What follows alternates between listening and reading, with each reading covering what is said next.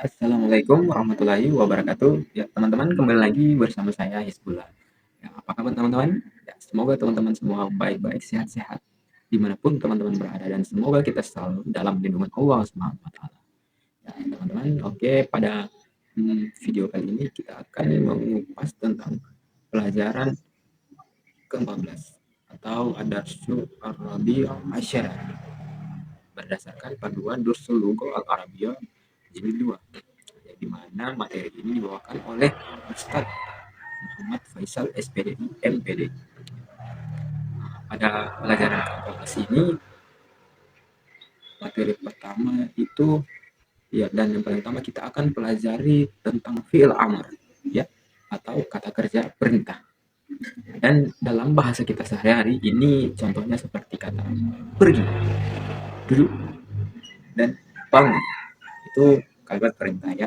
Itu akan kita menyuruh orang untuk pergi, untuk duduk, dan untuk bangun. Dan ciri khas utama fi'il amr ini atau kata perintah yaitu tanda seru. Jangan dilupakan ya guys. Nah, terus pasti teman-teman bertanya, bagaimana cara membentuk fi'il amr ini? Kalimat struktur. Di sini caranya sangat mudah. Kita mengambilnya dari fi'il mudhari, dhamir mukhatab atau kata ganti orang kedua. Langkah pertama, hilangkan huruf awal yaitu ta dan hilangkan harokat terakhir atau jadikan sukun. Sebagai contoh dari kata taktub ya. Setelah kita buang depan dan belakangnya, maka menyisakan bentuk tu. Tapi tunggu dulu. Coba perhatikan kata tu. Huruf pertamanya sukun, alias tidak ada bunyi vokal. Di dalam kaidah bahasa Arab, kita tidak diperbolehkan memulai suatu kata dengan huruf mati atau sukun. Ya. Lalu teman-teman bertanya bagaimana solusinya? Untuk mengatasi kesulitan ini, kita wajib menambahkan hamzah al-wasal di depan kata kerja tersebut. Terus, bagaimana menentukan harakat untuk hamzah tambahan ini? Aturannya jelas. Ia berharakat dhamma jika huruf kedua fi'il amr asli tersebut berharakat dhamma. Selain daripada itu, maka ia wajib berharakat kasrah. Mari kita lihat 3 contoh perubahan ini agar semakin paham ya. Pertama dari kata taktubu menjadi tuk karena huruf keduanya berharakat dhamma maka dibaca utuk. Ya, terus untuk contoh kedua dari kata tajlisu menjadi jlis karena huruf keduanya kasrah maka kita beri kasrah menjadi ijlis. Untuk contoh ketiga dari kata taftahu menjadi tahu karena huruf kedua fathah hamzahnya tetap berdiri, kasrah menjadi iftah. Oke. Terus teman-teman, ada satu sifat unik dari hamzah al-wasal ini wajib diingat. Ia hanya diucapkan ketika kata perintah ini berada paling awal kalimat atau tidak didahului oleh kata lain. Jika didahului oleh sebuah kata, maka bunyi hamzah ini akan lenyap dalam pengucapan meskipun secara penulisan huruf alifnya tetap ada. Mari kita bedah contohnya guys. Jika berdiri sendiri, kita ucapkan secara jelas uktub. Namun jika ada tambahan panggilan di depannya menjadi ya bilal uktub. Bukan ya bilal uktub ya, tapi ya bilal uktub. Begitu pula pada kalimat gabungan seperti ikra waktu. Sebaliknya jika dibalik ikra uktub dibaca uktub wakra. Menarik sekali teman-teman ya. Terus karena hamzah ini berstatus sebagai hamzah al-wasal, ingat baik-baik bahwa tanda kepala hamzah atau hamzah al-qad tidak boleh ditulis sama sekali, baik di atas alif maupun di bawah alif. Jadi penulisan yang memiliki kepala hamzah seperti contoh yang ini adalah salah. Oke teman-teman. Nah, dalam bahasa Arab ada juga bentuk kata kerja perintah yang tidak beraturan, di mana huruf pertama hamzahnya dihilangkan secara total. Contoh bentuk amar dari kata takulu adalah kul yang berarti makanlah. Dan bentuk amar dari kata ahuz adalah huz yang berarti ambil. Ya, sekarang mari kita pelajari bagaimana membentuk perubahannya jika kita memerintah orang yang berbeda-beda atau disebut dengan isnad. Untuk seorang laki-laki, uktub ya Muhammad. Untuk seorang wanita, kita tambahkan ya sukun di akhir. Seperti contoh kalimatnya, uktubi ya Aminah. Terus untuk sekelompok laki-laki, kita tambahkan waw dan alif. Jamak muzakkar ya, itu uktubu ya Ikhwan. Nah, dan untuk jamak muannas atau sekelompok wanita, kita tambahkan nun niswah, yaitu contoh kalimatnya uktubna ya akhwat. Poin berikutnya sangat penting untuk kelancaran membaca, yaitu kaidah bernama iltikak as-sakinai atau pertemuan dua huruf yang sama-sama sukun. Nah, jika fi'il amr tunggal laki-laki diikuti oleh kata benda yang dimulai dengan hamzat al-wasal seperti kata yang memiliki alif lam, maka huruf terakhir dari fi'il amr yang aslinya sukun terpaksa diberi harakat kasrah agar pengucapannya bisa nyambung dengan mulus. Mari kita dengarkan perbedaannya secara seksama, guys. Nah, gimana contoh pertama kata isra bertemu dengan al-ma, kita tidak bisa membacanya isra al-ma, melainkan nyambungnya menjadi isra bil ma'a, artinya minum air. Contoh kedua, iftah bertemu bil-bab menjadi iftahil baba, yang artinya buka pintu. Untuk contoh ketiga, bentuk tidak beraturan, hauz bertemu al-kitabah diucapkan menjadi huzil kitabah, yang artinya ambil buku-buku itu. Nah, di pelajaran 14 juga membawa kita pada materi tata bahasa yang unik mengenai susunan kalimat atau mubtada khabar. Biasanya mubtada itu wajib berbentuk subjek jelas atau ma'rifat, tetapi ia bisa berbentuk kata umum atau nakirah dalam kondisi tertentu. Salah satunya adalah ketika kalimat tersebut didahului oleh kata tanya. Perhatikan contoh ini ya, guys. Aqrabu fil fasli. Di sini kata aqrabu adalah mubtada nakirah yang sah karena diawali oleh huruf tanya a. Kalimat ini bermakna apakah ada kalajengking di dalam kelas. Terus contoh indah lainnya bisa kita temukan langsung di dalam Al-Qur'an, yaitu pada ayat Bismillah. Ilahu ma'allah, kata ilahu dan kita dan kata tanya yang artinya adakah Tuhan lain bersama Allah. Teman-teman, materi terakhir kita pada Darsul ini adalah memahami fungsi dari kata fa'inna. Dalam konteks kalimat-kalimat ini, kata fa'inna memiliki arti sebab atau karena. Mari kita lihat penerapannya dalam contoh sehari-hari. Pertama, kul haza fa'innaka ja'an, artinya makanlah ini karena kamu lapar. Terus contoh kedua, penerapan kedua, kul haza fa'inna darsa qad bada'a, artinya ambillah ini karena pelajaran telah dimulai. Terus untuk penerapan ketiga, contoh ketiga, fa'innahu sawi'un igsilil qamis, yang berarti cucilah kemeja itu karena kotor. Nah, teman-teman, setelah kita mempelajari panduan Darsul Lugha Al-Arabiyah jilid 2 tadi, sekarang kita akan belajar tentang dialog dan tamrinan yang ada pada pelajaran ke-14 ini, guys. Terus dan pada kali ini mari kita mulai dari percakapan pertama antara al-mudarris dengan seorang murid baru. Nah, berikut percakapannya. Al-mudarris man bil bab, artinya siapa di depan pintu.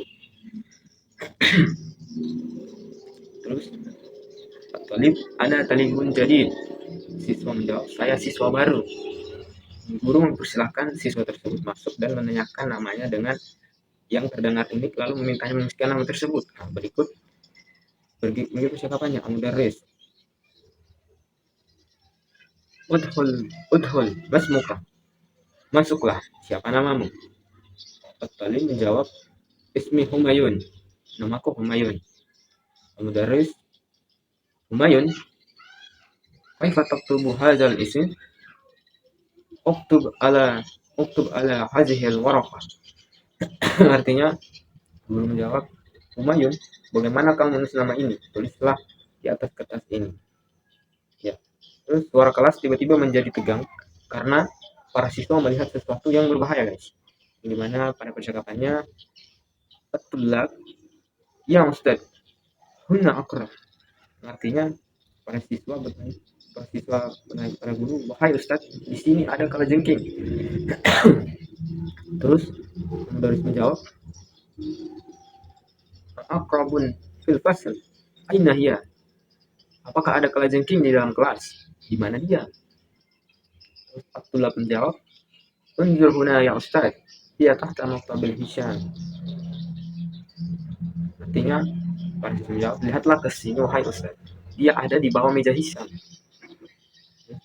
Guru langsung memerintahkan murid-murid untuk membunuhnya demi keselamatan bersama. Berikut percakapannya, Al-Mudarris, "Uqtulaya ikhwan." Artinya guru menjawab, "Bunuhlah ia wahai anak-anak atau saudara-saudara." At-Tulab menjawab, "Bima naqtuluha." Artinya, dengan apa kami membunuhnya? Al-Mudarris, "Uqtulha bihi za'ika ya Hisham amatat." Yang artinya, bunuhlah ia dengan sepatumu wahai Hisham. Apakah ia sudah mati? Hisham menjawab, "Na'am, matat." Ya, sudah mati. Setelah keadaan aman, guru meminta kelas tenang kembali dan menyuruh Ali membaca Al-Quran. Ya, ini percakapannya, Al-Mudarris, "Ijlisu ya abnai, iqra'id darsa ya Ali." Artinya, guru berkata, "Duduklah wahai anak-anakku, bacalah pelajaran ini wahai Ali." Ali, "A'udzubillahi minasyaitonirrajim. Bismillahirrahmanirrahim. Iqra' bismi rabbikal ladzi 'alaq. Khalaqal insana min 'alaq." Ya Ustaz, hafiztu hadhihi surah, ayyu suratin wazu ba'daha. Yang artinya, aku berlindung kepada Allah dari godaan setan yang terkutuk dengan menyebut nama Allah yang Maha Pengasih lagi Maha Penyayang. Bacalah dengan menyebut nama Tuhanmu yang menciptakan. Dia telah menciptakan manusia dari singgungan darah. Hai Ustaz, saya sudah menghafal surah ini. Surah apa yang harus saya hafal seharusnya setelahnya? Terus guru memberi arahan hafalan berikutnya dan memberikan instruksi kepada beberapa murid lainnya di kelas agar proses belajar nyaman dan terkendali. Ya, Al-Mudarris berkata, "Ihfaz surat At-Tin. Khuz daftaraka hadza waktu fihi surat Al-Alaq." Yang artinya, hafalkan surah At-Tin. Ambil buku ini dan tulislah surat Al-Alaq di dalamnya. Terus, "Ya Abu Bakar, innaka na'san, izhab ilal hamami waqsil wajhak." Artinya, wahai Abu Bakar, sesungguhnya kamu mengantuk. Pergilah ke kamar mandi dan basuhlah wajahmu.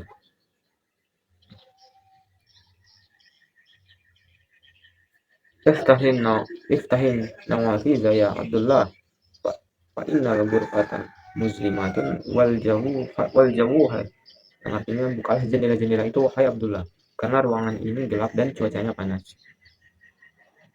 Nah, itu tadi dialog dari pelajaran ke-14 ya. Dan sekarang mari kita uji pemahaman kita terhadap teks dialog tadi melalui latihan 1 atau tamrin 1. Yuk coba tebak jawabannya ya. Dimana pertanyaan pertama, siapa nama siswa baru itu? Itu teks Arabnya, ismuhu Humayun. Artinya, siapa? Ma'asmu katalibi. Ma'asmul tullabi. Jadi, ini jawabannya, namanya adalah Humayun. Ismu Humayun. Nah, di sini catatannya kata Humayun adalah isim ghairu munsharif, tidak boleh memakai tanwin. Sedangkan soal nomor 2, aina kanatil aqrabu. Artinya, di mana kalau jengking itu berada? Jawabannya, kana tahta maq'adi Hisham. Artinya kalau jengking itu tadi berada di bawah bangku Hisham. Terus soal ketiga, manil lazi qatalah. Siapa yang membunuhnya? Jawabannya, qatalaha Aliyun. Yang membunuhnya adalah Ali. Terus soal nomor 4, Bima qatalah, dengan alat apa dia membunuhnya? Jawabannya qatalaha bi izaihi, dia membunuhnya dengan sepatunya. Terus soal nomor 5, ayat suratin hafiza aliyun, artinya surah apa yang telah dihafal oleh Ali? Jawabannya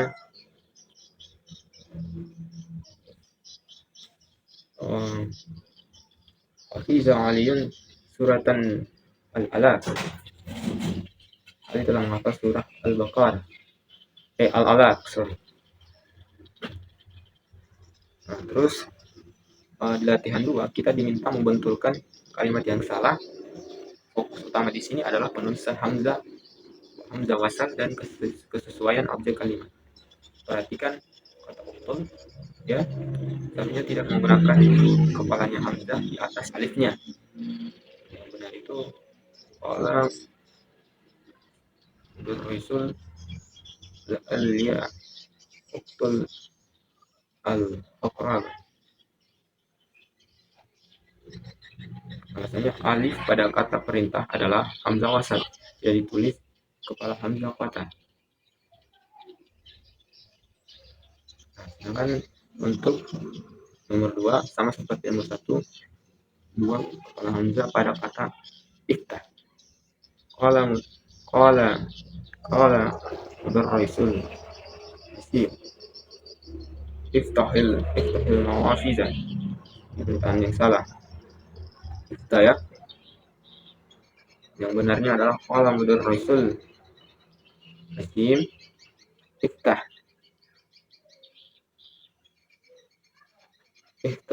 Iftah nawafizah, artinya guru berkata pada Hisam, bukalah jendela-jendela itu.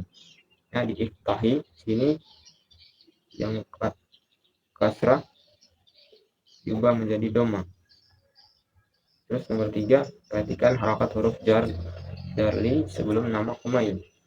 Qala mudarrisul Humayun, ini pernyataan yang salah. Yang benarnya adalah qala mudarrisul li Abi Bakrin.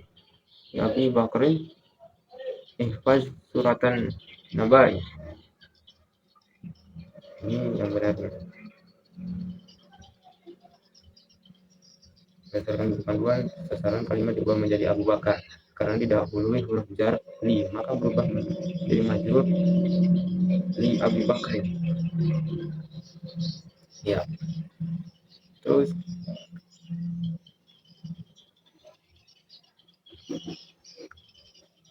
kita masuk ke pola dan rumus contoh perubahan dan penjelasan. Perhatikan kata taktubu, huruf tengahnya berharokat dhamma, maka kata perintahnya berbunyi uktub, memakai harokat u di depan.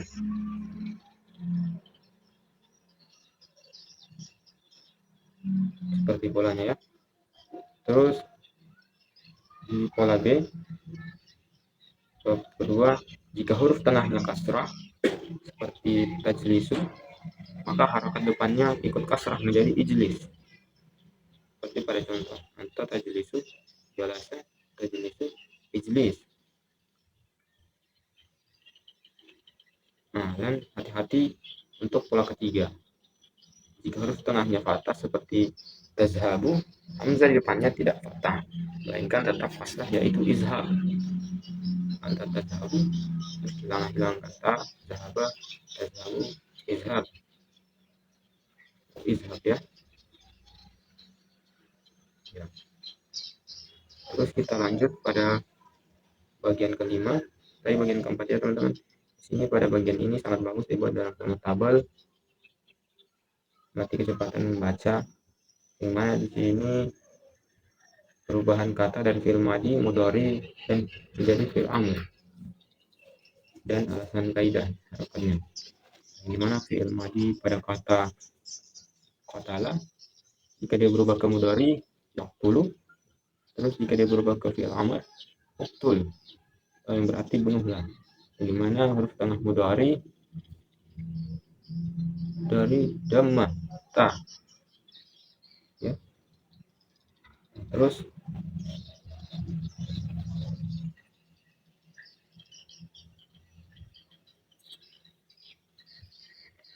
pada kata zahaba dari fi'il madi zahaba, terus berubah jika pada fi'il mudhari yazhabu berubah menjadi fi'il amar izhab, pergilah.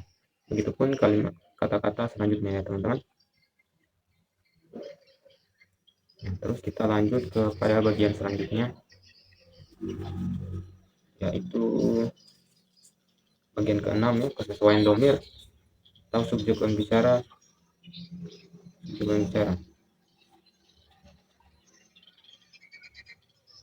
Yang dimana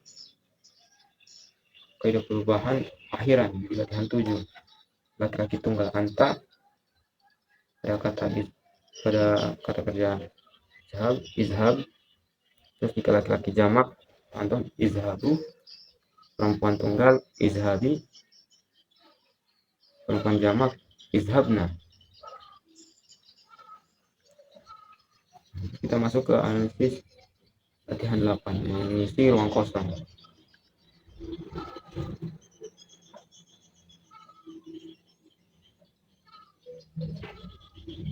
Oke teman-teman, ya saya rasa itu tadi pembahasan super lengkap untuk pelajaran ke-14 kitab Buslogo jilid 2. Sekarang teman-teman sudah paham kan bagaimana cara menyusun kalimat perintah dalam bahasa Arab berdasarkan lawan bicara ya. Mohon maaf jika lebih dan kurangnya mohon dimaklumi. Kebenaran datang berasal dari Allah Subhanahu wa taala, yang salahnya berasal dari diri saya pribadi. Ya, saya akhiri. Wallahu musta'an. Assalamualaikum warahmatullahi wabarakatuh.